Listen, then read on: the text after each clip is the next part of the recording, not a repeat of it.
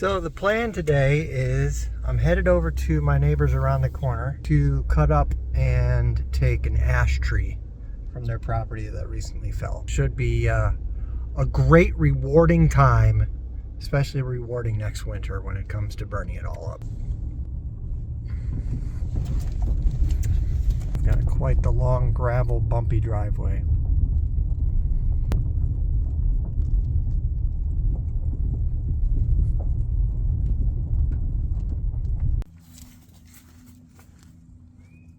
Well, here she is in all of her beautiful ash fallen glory.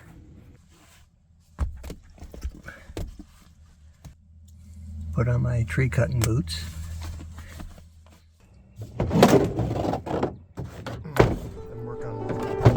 Sometimes I wonder what a tree like this has seen in its long lifespan. Like, what if it had eyes in the top of its branches or something like that, and it could take in like visuals or make memories from its high point of view.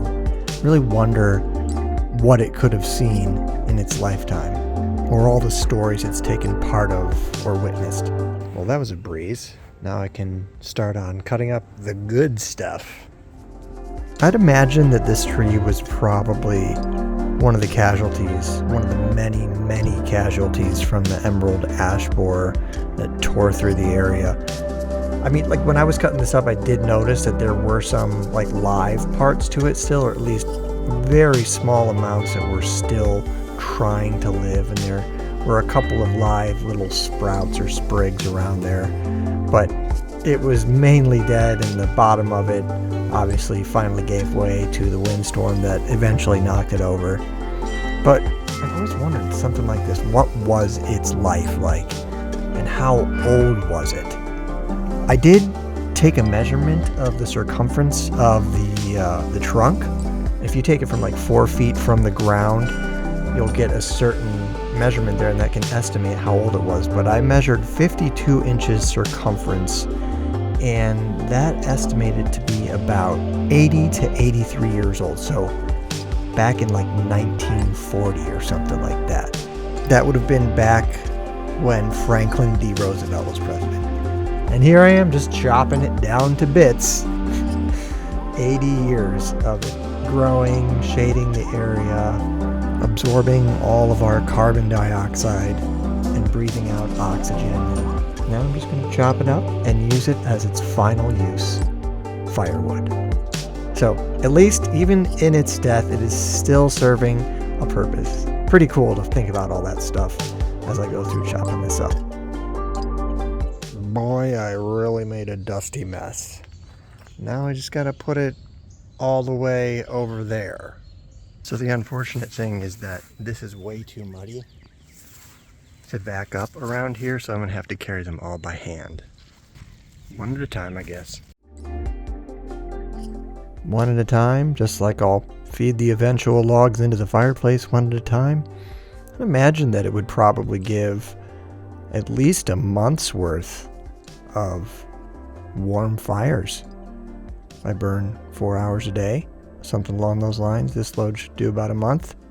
So definitely a extended lifespan, since this will have to dry out in my wood rack for a little bit before I burn these next winter, 2024.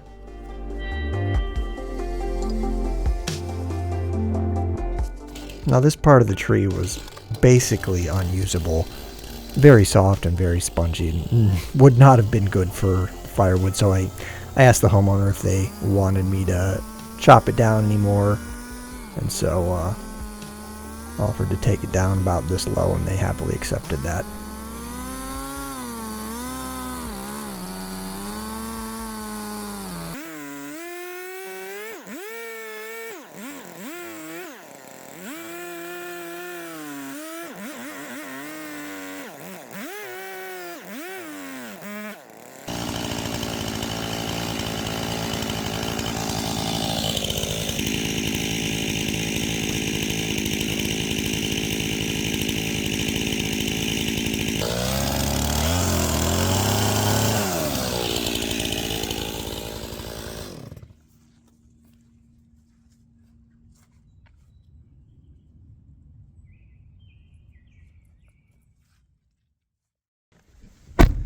All right, phase one done.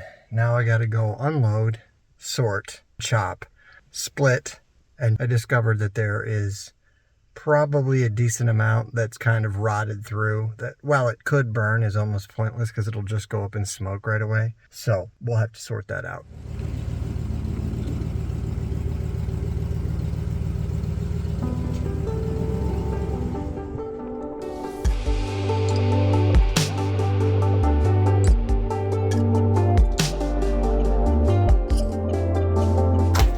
Not done this before, but I'm gonna back up and then stop and see if that gets all the logs towards the end of the truck bed.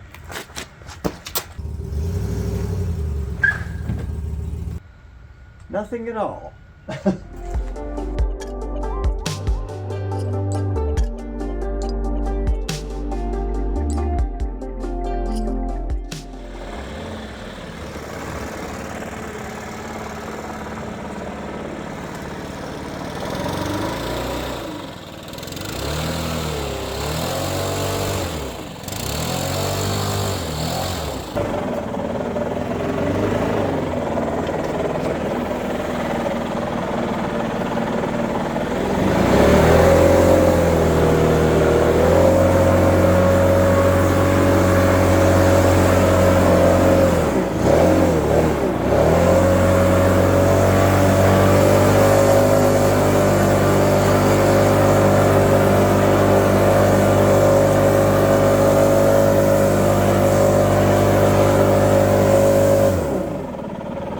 I always get distracted by the blower.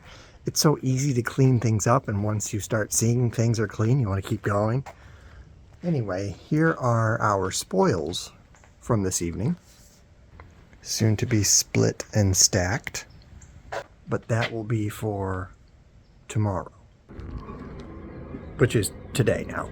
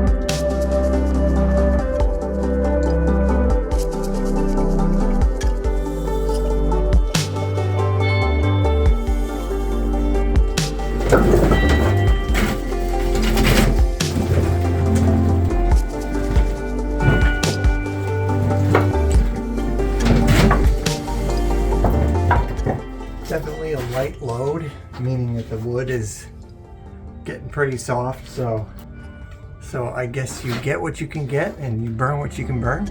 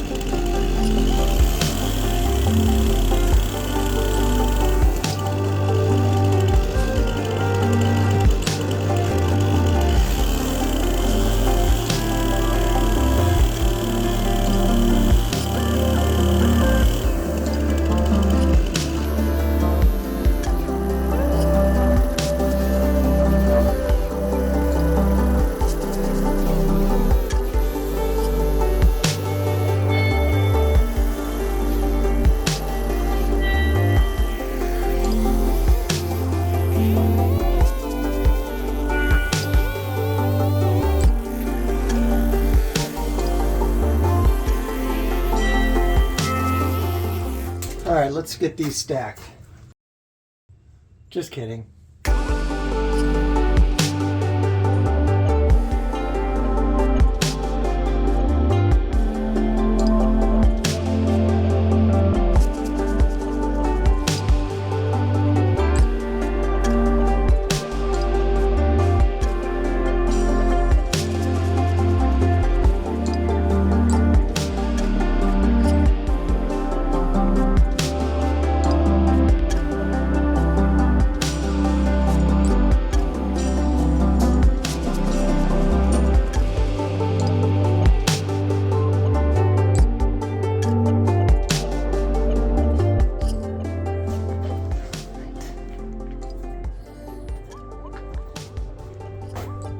Looking good so far.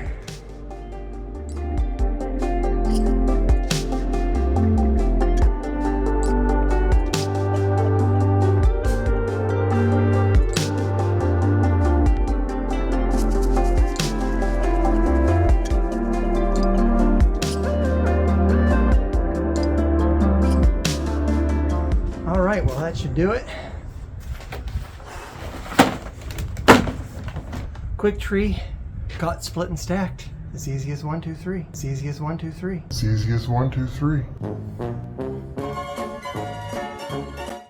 Thanks for watching. See ya.